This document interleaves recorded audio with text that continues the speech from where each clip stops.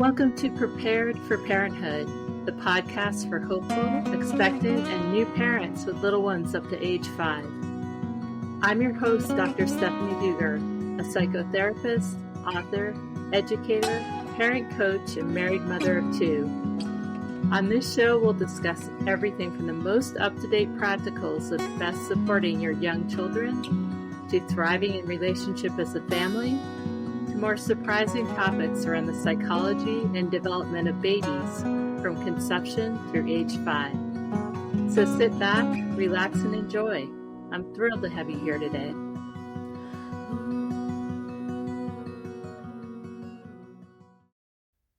Welcome back to Prepared for Parenthood. I'm so thrilled today. Our guest is Ellynne Skove. She's worked as a somatic and creative art therapist for more than 40 years with a focus on pre- and perinatal psychology and health. Ellynne addresses bonding disruptions with bonding repair therapy, birth trauma healing, and additionally assists families towards healthier births and early years parenting with prenatal bonding. She's studied bonding intensively with Dr. Antonio Madrid, Dr. Gerhard Schroth, and Henrik Norholt. Ellynne has published her research on bonding with families using assisted reproductive technology for conception. And Ellynne received her pre- and perinatal psychology training at the Santa Barbara Graduate Institute, is a board member and mentor for pre- and perinatal psychology educator program for the Association for Pre- and Perinatal Psychology and Health, otherwise known as APA. So welcome. I'm so happy to have you here today, Ellynne. Thank you. It's really nice to be here, and hello to everybody out there. So your work focuses mostly on supporting families with little ones in many different ways. Could you share about your work in developmental movement with families and why developmental movement is so important? Sure. That's probably one of my all-time favorite passions for a very long time in my life, because I was a professional dancer for a long time and then became a dance movement therapist. And in the midst of that, I discovered a dance technique based on developmental movement patterns. And those are the patterns that come from in utero through birth and developing the spinal curves to become the only vertical mammal besides kangaroos, which are marsupial mammals.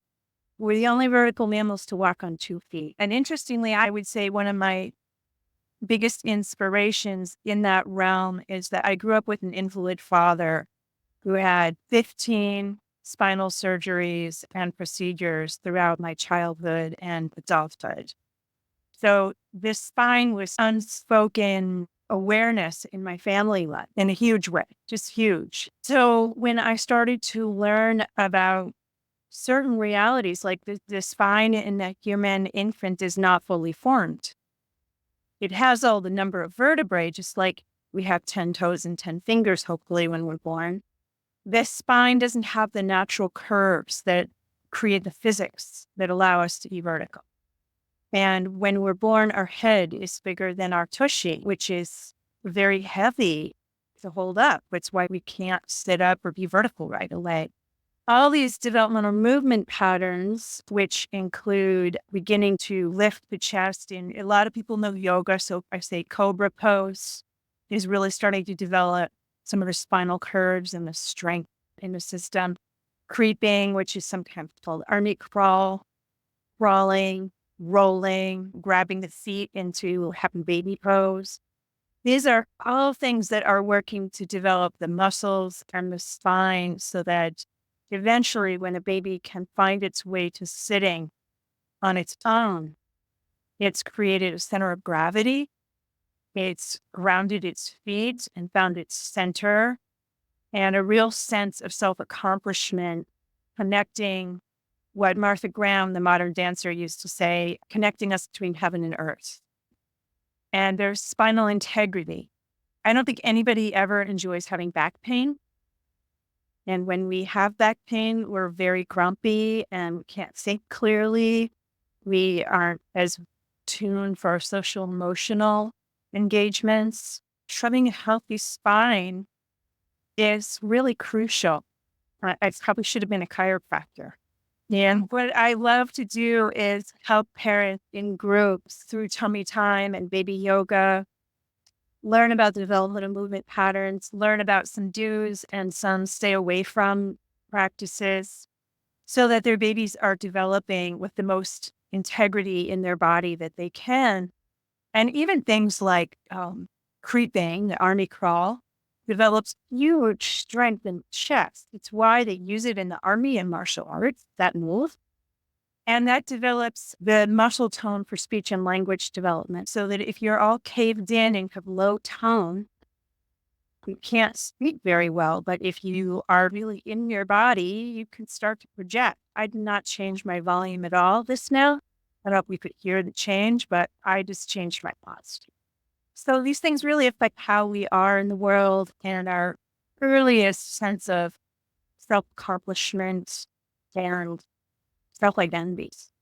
So I have a couple of questions that just popped up. The first is they're called developmental movements, right? And so would a baby, a normal healthy baby, naturally do these movements and experiences just as a biological creature? Would they naturally do that to develop what they need in order to sit, stand, speak, all of that without support? We do have an internal blueprint, if you will, for all of these movement patterns. If a baby is given circumstances where they're allowed to have what we call floor time, they will develop all of these movements. However, we have a lot of containers for babies. For example, there are seats that force babies into sitting before they're able to sit. And that affects their hips, their other joints, their spine. It puts pressure on the vertebrae that are developing. Pressure on vertebrae is never really a great idea.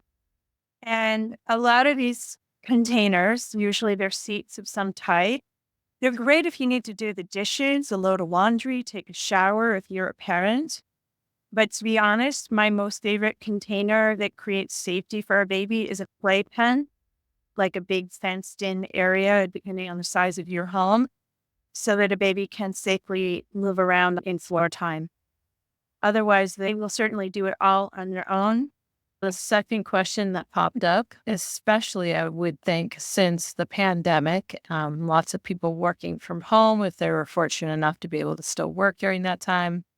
I feel like we've become a culture in this country, at least, of sitters. Obviously, sitting for a long time impacts your body a lot. I know it impacts mine. I'm a very movement focused human.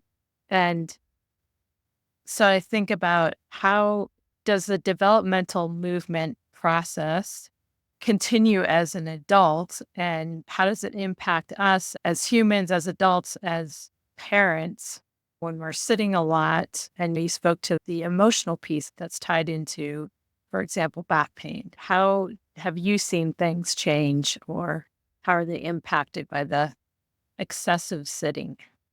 Even before the pandemic, I would say the screen culture, which we're all engaging in right now, this very moment, has oriented us much more towards sitting. But let's remember the standing desk has been invented, or more people are using something like a physio ball or a physio ball chair to sit on, or I have those discs that called sit fits that are about this big. Give a chance for movement and more freedom in the spinal column. And I think those are really great inventions considering we have become more and more of a sitting culture.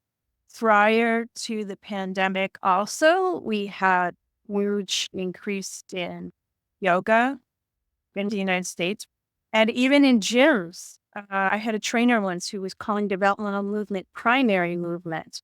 So it's making its way into the gyms. And in yoga, all of the basic fundamental beginner poses are developmental movement patterns. Cobra, happy baby, I named those already.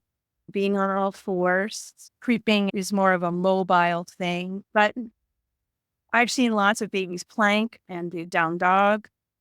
And I have a theory that the yogis just borrowed all these things from babies. And then when they got bored, they invented more complicated. But for anyone who does practice yoga, that's really helpful to be able to go through those in the day. Or just know that moving and stretching your body, we all know it makes a huge difference.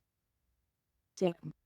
And if a baby were to, say, spend too much time propped up in a sitting pose or not crawl, like only one arm crawl or something like that, is there a way that baby can catch up on those developmental milestones in movement? That's a great question. And I will say that one of the places I started to really incorporate developmental movement into my dance therapy practice before I got involved in perinatal psychology was with speech and language delayed children ages 3 to about 6. And then later, children with other special needs up to about age 11. So I was working in a lot of special schools. And I had a lot of kids with dyslexia, dysgraphia, dyscalculia. And that's often a sign that someone didn't crawl. So when we crawl, we're crossing the midline and we're getting the right and the left brain to communicate through what I call like the motherboard of the brain, the corpus callosum. And that's where singing becomes speech and language. That's where binary vision and focus, as well as the oral component, starts to really connect in. I would take these kids through the developmental movement patterns over and over.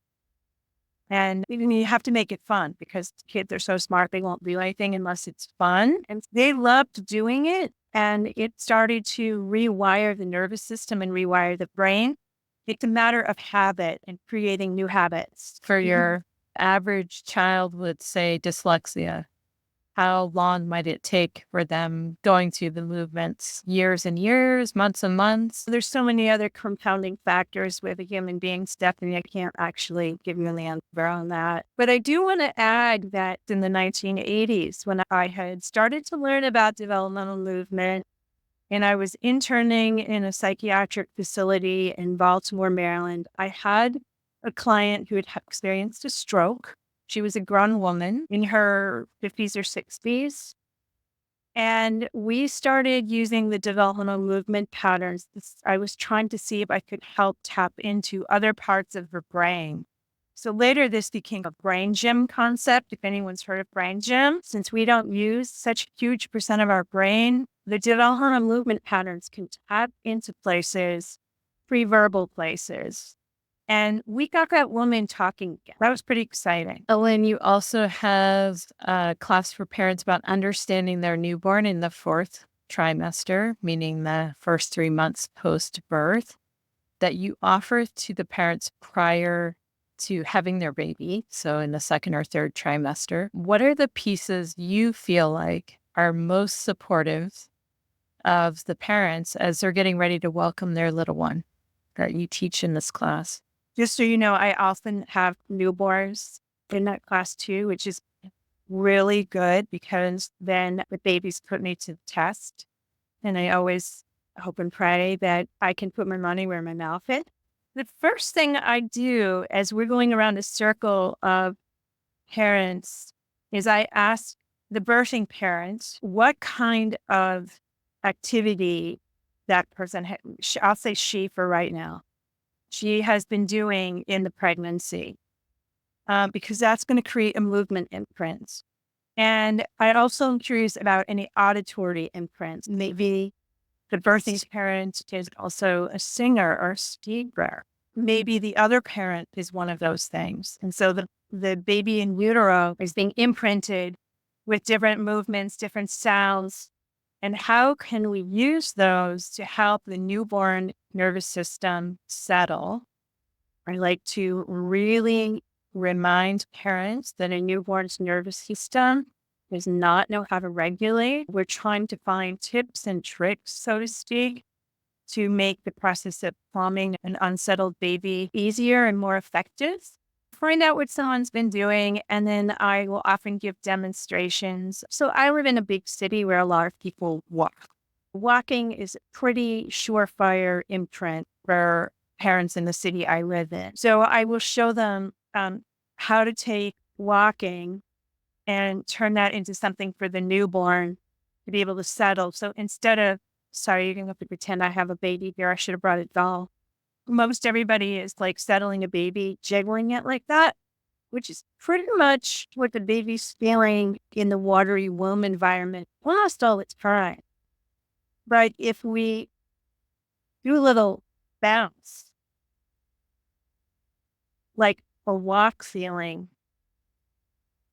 that settles the baby really fast. And I love, love, love to give the baby to the parent who didn't birth the child. So usually that's going to be a father. So he can learn how to do that. And suddenly he feels like he's got some secret sauce that doesn't involve breast milk. And then he can be with the baby. The mom can take an extra long shower. It's helping the family feel more connected. Everyone's feeling more successful.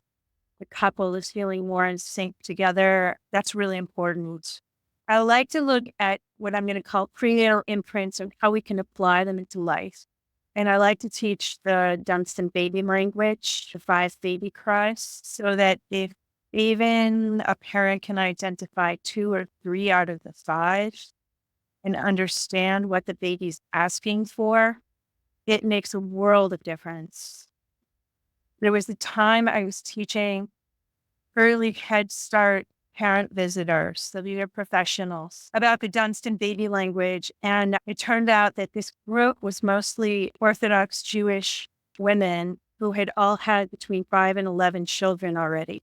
When I found this out, I suddenly second guessed myself and thought, oh my gosh, I have nothing to teach them. They already know everything. But here we are. I'll teach them the Dunstan baby language anyway. And every single one of them said, I wished I'd known this with my first child. I vaguely remember having our first child being in a very sleep deprived state.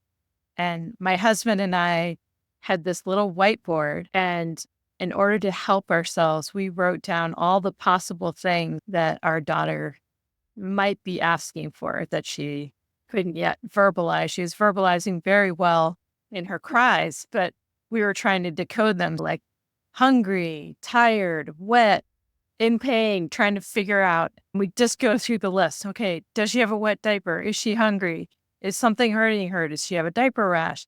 And we just keep going. And it was just so helpful to have a visual of here are the things that I need to look for that I'm having trouble recalling in my sleep deprived state. So I think something like Dunstan baby language, where you're decoding cries, can be so helpful, especially when your brain might not be functioning on all 100 cylinders. It might just be functioning on 25 because you haven't slept in a long time or there are other stressors going on. So I think that's great. Yeah, and a visual is a really good idea too, because not everybody is auditory. And one of the things that I like about teaching the Dunstan baby language is the visual component of it. It's really key because maybe you just can't tune into the sound that the baby's tongue is coming forward in the mouth.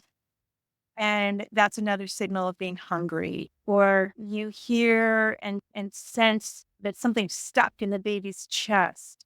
And you realize that's going to be upper wind and birth gas. The other thing I love about that is that if you can really help parents learn about burping your baby enough during the day, that it's going to create less lower gas pain. And lower gas pain usually shows up at night when all the adults want to be sleeping. So you're heading off some sleep problems. And do you also teach baby massage? I do teach baby massage in conjunction kind of with all of that. I use the hug program. So I teach parents about the different sleep cycles so they'll understand light sleep versus deep. And I teach sound techniques for getting a baby to settle. And I usually ask the non-breastfeeding parent to do that because usually if a baby smells the goods, they want the goods. You just had a great breakfast that you walk by a bakery and you smell the fresh bread and all of a sudden you're eating a roll. So, switching topics a little bit here, you also work with families doing prenatal bonding, which we have featured on this podcast previously. And your specific research that you did was on bonding with families using artificial reproductive technologies. Can you share about what you discovered in your research that might be different for these families than for those families who have not used artificial reproductive technology to achieve a pregnancy? I was very curious about how assisted reproduction might impact bonding. And I still have a lot of questions about it. That's just never stopped. But being the curious type and being the one who wants to answer questions or at least get them answered somehow, I ended up doing this. And most of the families I was interviewing were using surrogates, but not all of them. There was one mother who had an egg donor, a sperm donor, and she carried the babies herself. And then there was a really fascinating situation with two women and a man and an adoption. And I had suspected there would be a bonding disruption. And for anyone who's tuning in today, a bonding disruption is when the parents, particularly the gestational parent, just does not feel a connection with her child. Often, if there's been a birth trauma and it's taken hours for the mom to hold the baby, she'll look at the baby and not even realize it's her baby. She just doesn't feel a connection. And it's similar to a lot of those, what are now very old studies of seeing animals in the wild who have a baby removed from them. And then when the baby's brought back, the mother rejects them. It's just like that window is not really there anymore. It leads to a lot of discord and it doesn't feel good. We want to feel loving and kind and connected to our family. So what I ended up discovering was that particularly the intended parents really wanted to connect with baby. And they found various ways of doing that. There was one family where the surrogate and the intended parents lived nearby. And the mother would have lunch every week with the surrogate and connect. It was an egg donor and the intended father's sperm and a surrogate. But they felt very connected and they were at the birth and were the first ones to hold the baby and sleep with the baby. There was a couple that recorded their voices and sent it to the surrogate, who played it through a device on her belly very regularly. And she connected with the little one and explained what was going on. So she was previewing what was happening. And when that baby was born, she looked right to her parents, exactly who her parents were. So in this study, I had as many people who were involved in conceiving the baby do a survey that Dr. Tony Madrid created. And Dr. Madrid and I looked at the results together, and we basically came up with no bonding disruption in these particular cases that I got to immerse myself in. And it's made me very passionate about prenatal bonding in general. If there's a way that I could somehow give talks to surrogate parents or people who wanted to use surrogacy or other forms of AR, I would really focus on conception bonding, prenatal bonding, even to the point of anyone who's going to be giving sperm to a sperm bank or eggs, that they also create some kind of intention so that the sperm and the egg are like supercharged from the very beginning. I love the idea even of conception bonding or donation bonding. I was donating sperm or I'm donating an egg and the intention set behind that, even if the sperm or the egg needs to wait for a while to get together with what it needs to get together with and become an embryo. So I just think we can keep dialing farther and farther back to create the most connected experience we can have for these little beings coming in and their intended families. There was a really interesting instance. This wasn't from my study, but I used to do a lot of classes at a lovely space that was a baby store in the front and a classroom in the back. And the owner was a lovely, very tuned in kind of person.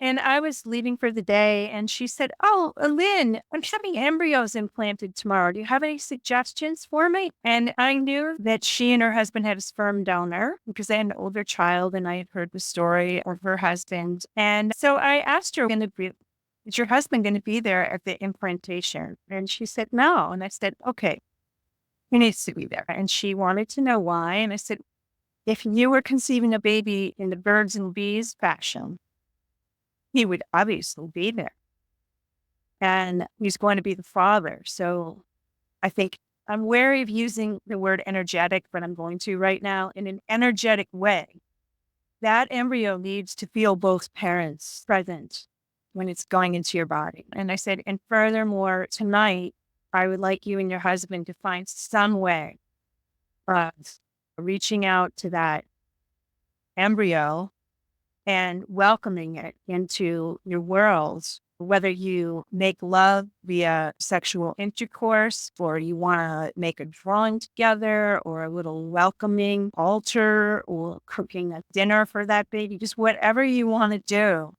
so that you and your husband feel really connected and that embryo feels totally welcomed.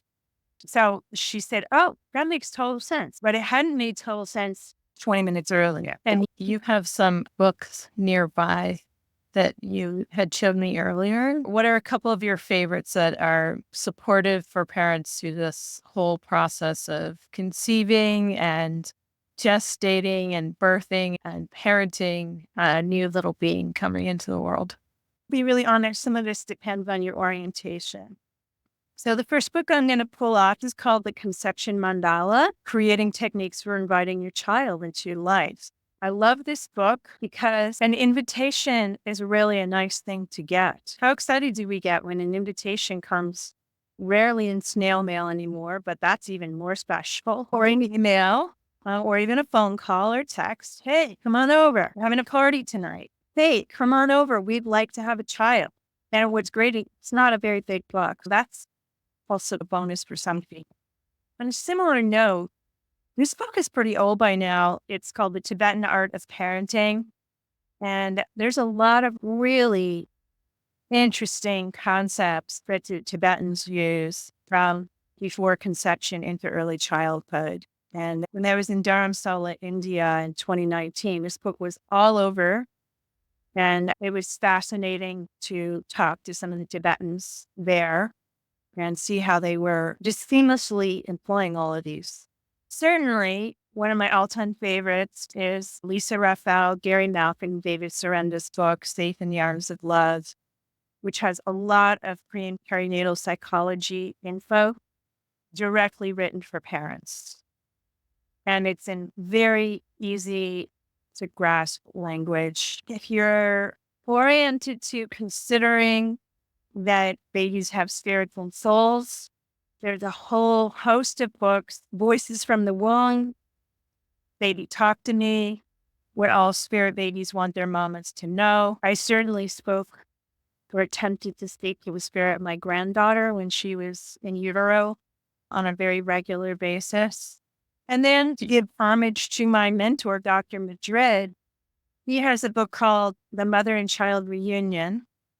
And it's about repairing broken bonds and full of lots of case studies, also very easy and accessible, this book. And I think case studies are just like hearing short stories, but you know that they're real. And you can start to understand what this is all about, really. Why somebody might have a child who just won't hug them or is very distant. You don't realize that the prenatal or birth trauma that might have been experienced has really affected the relationship that can be with parents. I think that's probably one of the most important pieces that parents always need to hear, right? That most things can be repaired.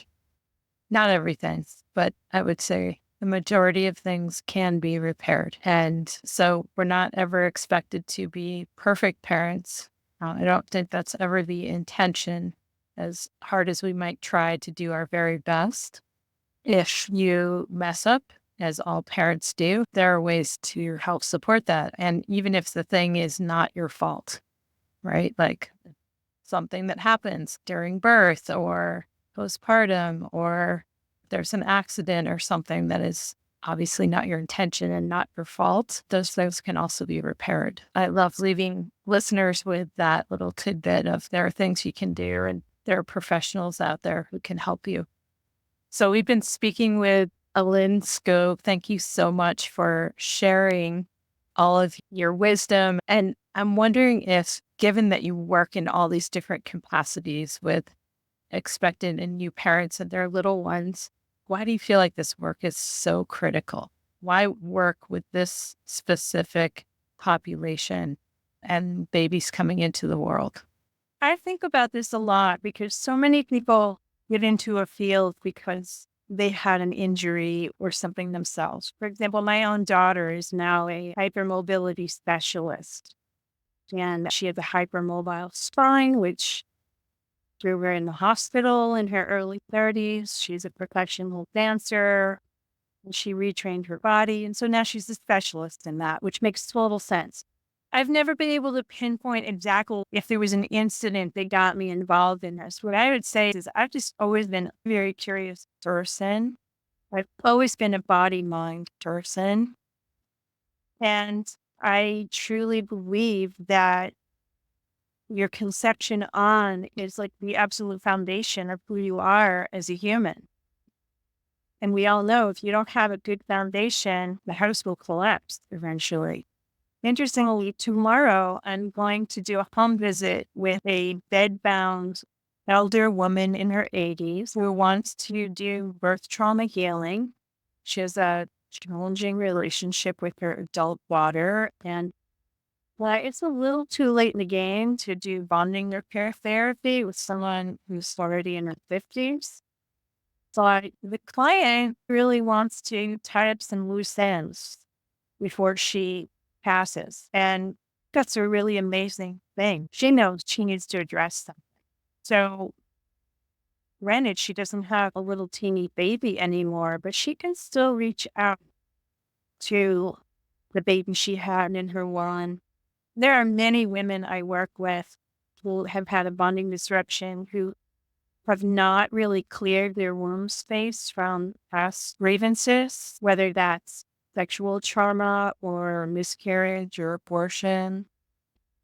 And I feel very strongly that womb health is overlooked and is really important because that is the garden that a new person is only coming into. Again, it's a foundational experience, and I just have to start at the beginning. I've been speaking with Ellynne Skove. Ellynne, can you share how people can find out more about you and your work? My website is brightstartbabies.net. Start, not star. I do work both in person and in the modern world of Zoom. Thank you so much for joining us here today, Ellynne. It's always a pleasure to see you and so nice to have you on today. Thank you. I loved it, and I really appreciate it, Bethany. Two families are really lucky to have this program.